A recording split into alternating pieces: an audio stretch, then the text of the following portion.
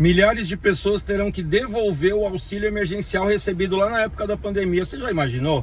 O governo está notificando 177 mil pessoas para o governo reaver quase que R$500 bilhão. Porque eles alegam que foi pago indevidamente, que teria acontecido fraude. Pessoal, eu não acredito que aconteceu tanta fraude assim. Talvez alguns casos, mas não 177 mil pessoas. A maioria das pessoas, eu acredito, que realmente estava naquele estado desesperador da pandemia. Porque eles mandaram fechar tudo, o próprio governo mandou fechar tudo e não tinha economia girando.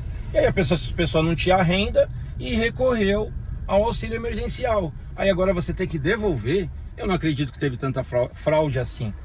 Porque o que eu recomendo, a pessoa entre agora com recurso administrativo, você que foi notificado para devolver, entre com recurso administrativo esclarecendo, você recebeu de boa fé.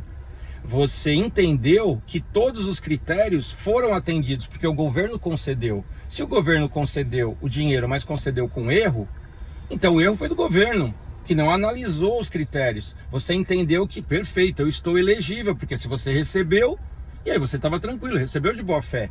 E não tem o dinheiro para devolver em 60 dias, muita gente não tem.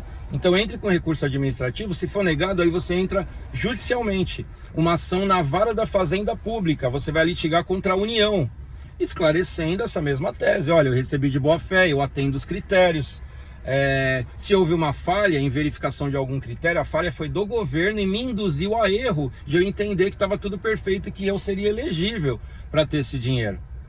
Então eu acho que as pessoas precisam recorrer. Eu acredito que o ideal seria as pessoas se unirem, essas 177 mil pessoas, uma associação, e contar com pessoas de grande relevância na mídia para isso repercutir. Isso precisa reverberar o Brasil inteiro, porque isso seria um escândalo.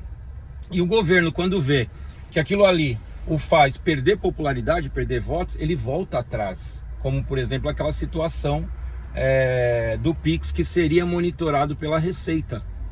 Então, isso aqui precisa repercutir, pessoal, e as pessoas precisam questionar.